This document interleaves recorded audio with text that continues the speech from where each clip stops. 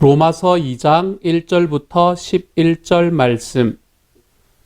그러므로 남을 판단하는 사람아, 누구를 막론하고 내가 핑계하지 못할 것은 남을 판단하는 것으로 내가 너를 정죄함이니 판단하는 내가 같은 일을 행함이니라.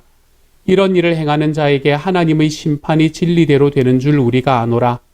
이런 일을 행하는 자를 판단하고도 같은 일을 행하는 사람아, 내가 하나님의 심판을 피할 줄로 생각하느냐? 혹 내가 하나님의 인자하심이 너를 인도하여 회개하게 하심을 알지 못하여 그의 인자하심과 용납하심과 길이 참으심이 풍성함을 멸시하느냐? 다만 내 고집과 회개하지 아니한 마음을 따라 진노의 날 곧 하나님의 의로우신 심판이 나타나는 그날에 임할 진노를 내게 쌓는도다. 하나님께서 각 사람에게 그 행한 대로 보응하시되 참고 선을 행하여 영광과 존귀와 썩지 아니함을 구하는 자에게는 영생으로 하시고 오직 당을 지어 진리를 따르지 아니하고 불의를 따르는 자에게는 진노와 분노로 하시리라. 악을 행하는 각 사람의 영에는 환난과 곤고가 있으리니 먼저는 유대인에게요 그리고 헬라인에게며 선을 행하는 각 사람에게는 영광과 존귀와 평강이 있으리니 먼저는 유대인에게요 그리고 헬라인에게라.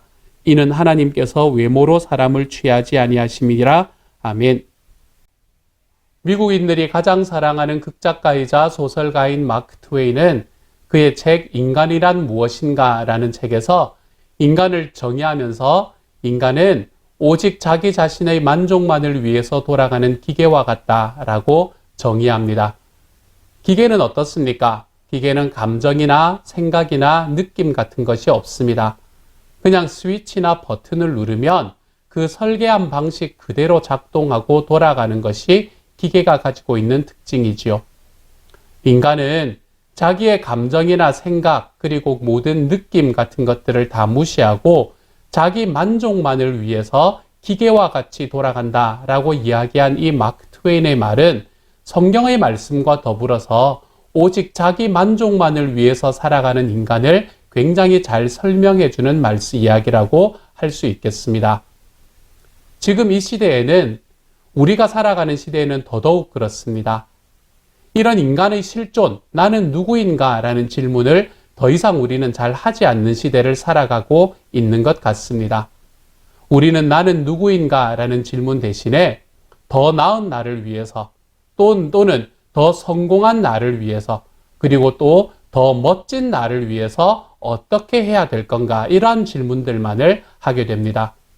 우리가 읽는 책들, 요즘에 왜 자기 성공에 관한 책들이 참 많이 나오잖아요. 그렇죠? 우리가 읽는 책들이나 TV와 같은 미디어들이나 언론들이나 교육 같은 곳에서도 모든 관심이 바로 나는 누구인가 라는 것에 있는 것이 아니라 우리는 어떤 사람이 되고 싶은가, 나는 어떤 사람이 되고 싶은가 라는 것에 초점을 맞추어서 진행이 되고 있는 것 같습니다.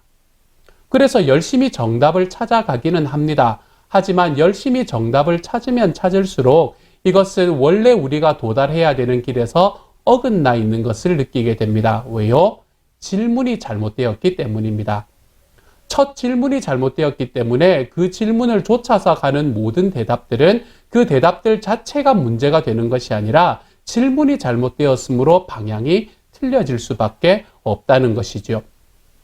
또한 우리는 살아가다가 우리는 이 질문에 대한 대답을 찾았다라고 이야기하는 사람들도 자주 만납니다. 그런 분들이 요즘 보통 왜 자기계발서 같은 이런 책들을 쓰시잖아요. 그렇죠? 하지만 그러한 책들을 그러한 질문에 대한 대답을 찾았다라고 이야기하는 분들도 그분의 질문 자체가 잘못되었기 때문에 삶은 여전히 어긋나 있는 것을 볼 수 있게 되는 것이죠. 지금 우리에게 필요한 것은 나는 어떤 사람이 되고 싶은가? 라는 이 질문이 아닙니다. 지금 저와 여러분에게 필요한 것은 나는 누구인가? 라는 이 실존적인 질문이 필요합니다. 성경은 우리에게 너는 무엇이 되고 싶니? 라고 질문하는 것이 아니라 우리가 누구인지를 이야기를 해주고 있습니다. 그것에 관한 이야기의 대표적인 것이 오늘 우리가 읽은 로마서 2장의 말씀이 되는 것이지요. 로마서 2장의 첫 시작은 우리에게 이렇게 이야기를 합니다. 그러므로 남을 판단하는 사람아, 누구를 막론하고 내가 핑계하지 못할 것은 남을 판단하는 것으로 내가 너를 정죄함이니 판단하는 내가 같은 일을 행함이니라. 아멘. 이렇게 말합니다. 여기에서 이야기하는 대상은 누구일 것 같으세요? 지금 바울은 누구를 향해서 이야기를 하고 있는 것 같습니까? 우리가 1장에 나오는 부분, 1장의 뒷부분에 나오는 것을 사도 바울이 이방인들을 향해서 하는 이야기다라고 정리를 하지 않았습니까? 그렇죠?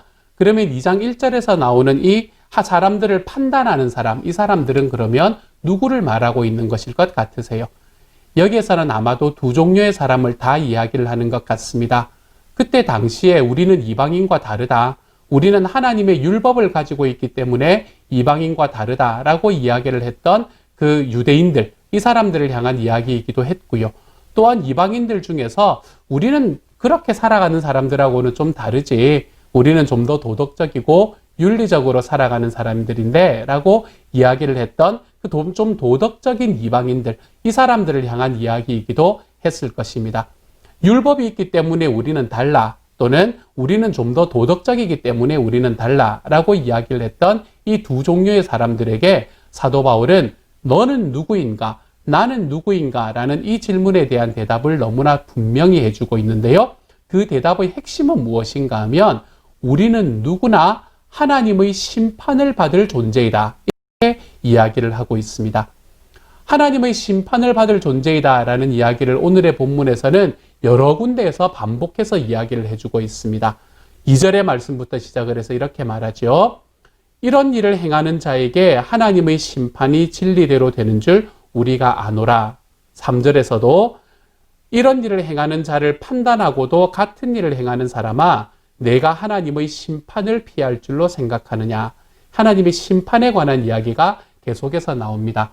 그래서 오늘의 말씀에서 사도 바울이 우리에게 말하는 것은 나는 누구인가 하면 나는 하나님의 심판을 받을 존재이다 라는 것을 우리에게 이야기를 해주고 있는 말씀이라고 해석할 수 있을 것 같아요. 그런데 오늘 사도 바울은 하나님의 심판의 특징을 우리들에게 4가지로 설명을 해주고 있습니다. 하나님의 심판은 어떤 특징을 가지고 있는가 하면 오늘의 말씀에서 먼저 아까 우리가 읽었던 2절의 말씀에서 심판은 진리대로 된다라고 이야기합니다. 여기서 진리대로 된다라는 것은 말씀대로 된다라는 것을 이야기하는 것입니다. 진리이신 말씀을 이야기하는 거잖아요. 그렇죠? 그러니까 하나님의 심판은 말씀에 이야기하신 대로 이루어진다라고 이야기를 하고 있는 것이고요. 두 번째로 하나님의 심판의 특징에 대해서 말하고 있는 것이 5절의 말씀입니다. 5절의 말씀에서는 하나님의 심판은 의롭다라고 이야기를 합니다. 의롭다라는 말은 무슨 이야기를 하나요? 의롭다라는 것은 일단은 우리가 지난번에 이야기를 했던 것에서는 하나님의 의로우심을 사랑이라고 표현하기도 했었잖아요. 그렇죠? 하지만 성경에서 하나님의 심판과 이야기할 때 하나님의 의로우심은 공평하다라고 생각을 하시면 됩니다. 그러므로 하나님의 심판은 공평한 심판이다라고 이야기를 하고요. 세 번째의 특징은 무엇인가 하면 6절에서 하나님은 행한 대로 보응하신다. 하나님은 사람이 행동한 대로 심판하신다라고 이야기를 하고 있습니다. 그래서 마지막의 특징이 무엇인가 하면 11절에서요. 하나님은 외모로 사람을 취하지 않는다.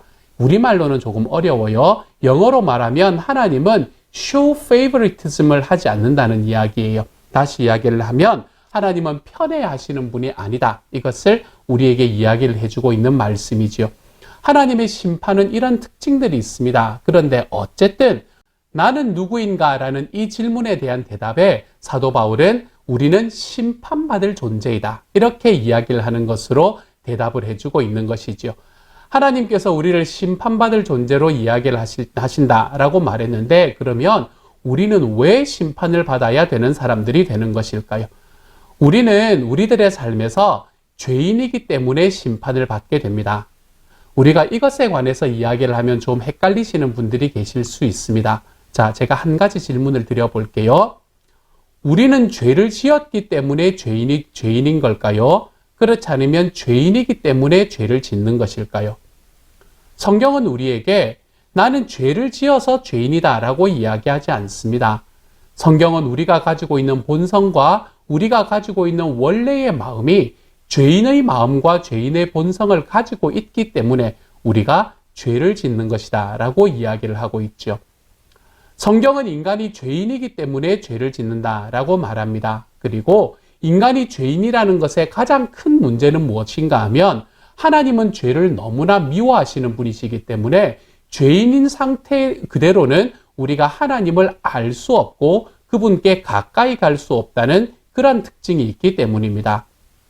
죄인이 된 인간, 그렇기 때문에 우리가 하나님을 알기 위해서는 이 죄인된 인간에서 벗어날 수 있어야 되는데요. 이 죄인이 된 인간, 그래서 우리가 죄를 지을 수밖에 없도록 만드는 이 상황에서 우리가 벗어날 수 있는 유일한 치료는 우리가 심리 치료를 받는다거나 그렇지 않으면 내적 치유를 한다거나 이런 것들이 아닙니다. 이것은 우리의 죄에 대한 회개를 통해서만 이루어집니다.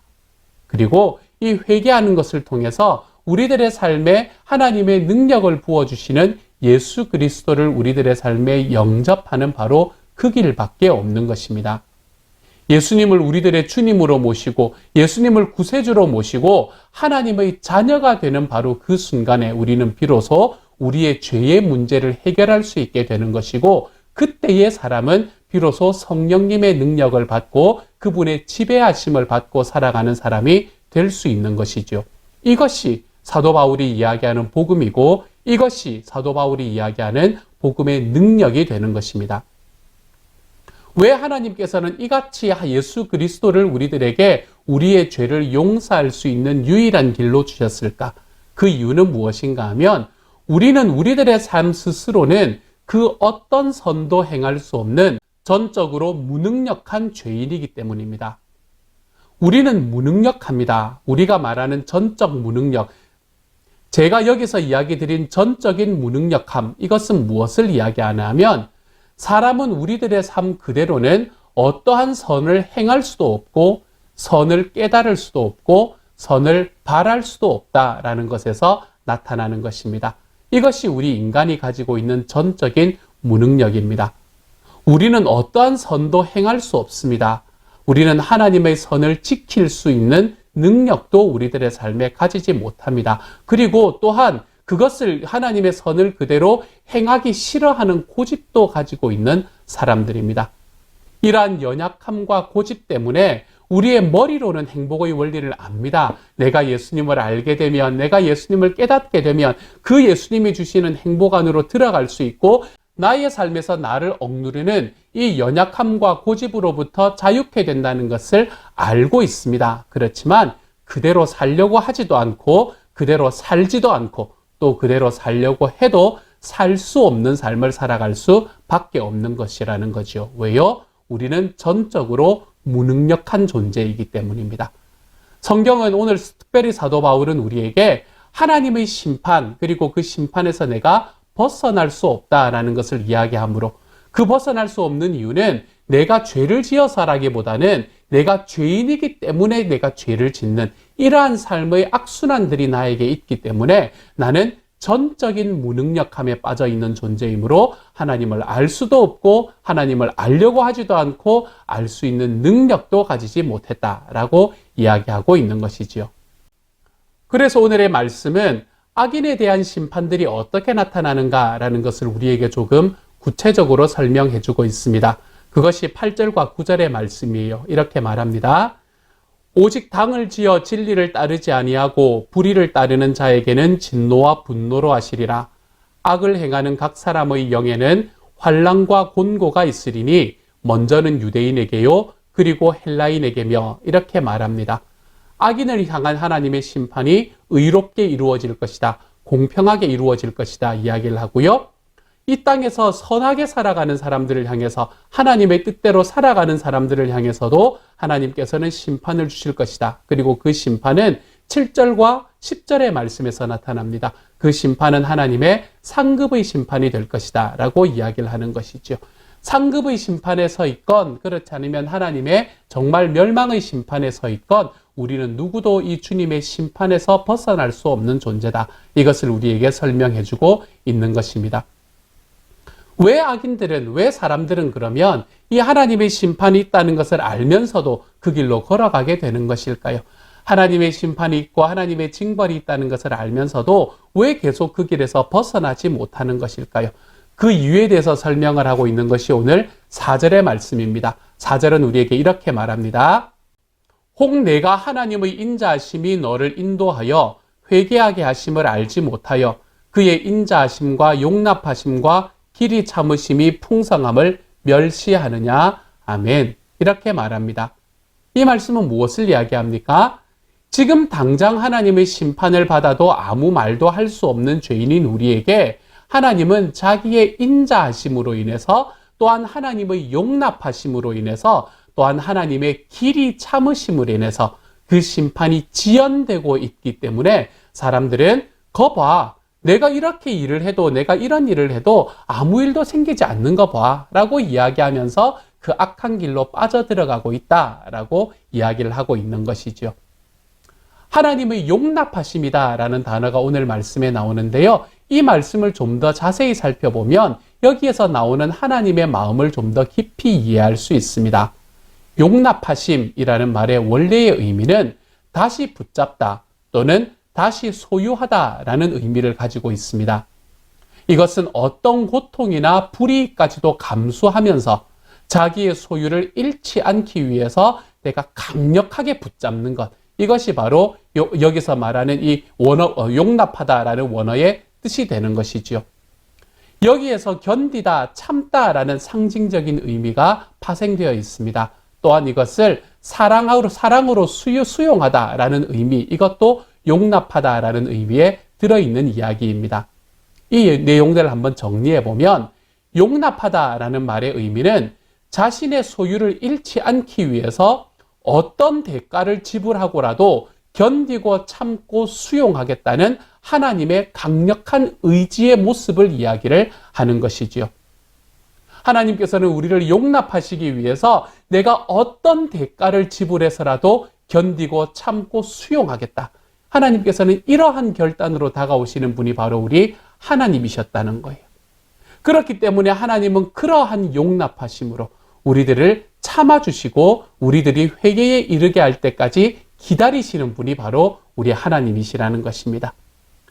전적으로 타락한 우리, 그리고 이 타락한 길에서 다시 하나님의 선하심으로 돌아갈 수 있는 능력도 마음도 없는 우리, 그 무능력한 죄인인 나를 잃지 않기 위해서 자신의 아들인 예수님을 십자가에 못 박아 죽이시고 여전히 지금도 죄 가운데 있는 우리를 참고 견디고 수용하신 하나님의 용납하심, 이것을 우리가 하나님을 경험했기 때문에 우리는 우리들의 삶에서 지금 나의 죄에도 불구하고 우리 주님 앞에서 살아갈 수 있는 사람이 되어가고 있는 것이지요. 이러한 하나님의 용납하심을 깨달은 사람만이 우리 주변에 있는 사람을 또한 용납할 수 있는 사람이 됩니다. 용납한다는 말의 의미가 뭐라고요? 용납한다는 것은 나의 소유를 잃지 않기 위해서 어떤 대가를 지불해서라도 견디고 참고 수용하겠다는 의지. 내 주변에 있는 그 사람을 잃지 않기 위해서 내가 어떤 대가를 지불하고서라도 참고 견디고 수용하겠다는 의지. 우리가 이 하나님의 의지 때문에 구원을 받은 사람들이라면 우리는 이 하나님의 의지가 내 삶 속에 차고 넘쳐 나의 이웃에게로 흘러가는 삶을 좀 살아가 볼 수 있는 삶을 살아야 하겠습니다. 이것이 바로 오늘의 말씀에서 이야기하는 나는 누구인가 라는 것에 대한 하나님의 대답입니다. 사랑하는 여러분, 우리가 하나님 앞에서 파산한 존재라는 것을 기억하시기를 소망합니다. 나의 힘과 나의 능력으로는 하나님의 심판을 벗어날 수 없다. 나는 죄인이므로 죄를 지을 수밖에 없는 자리에 서 있다.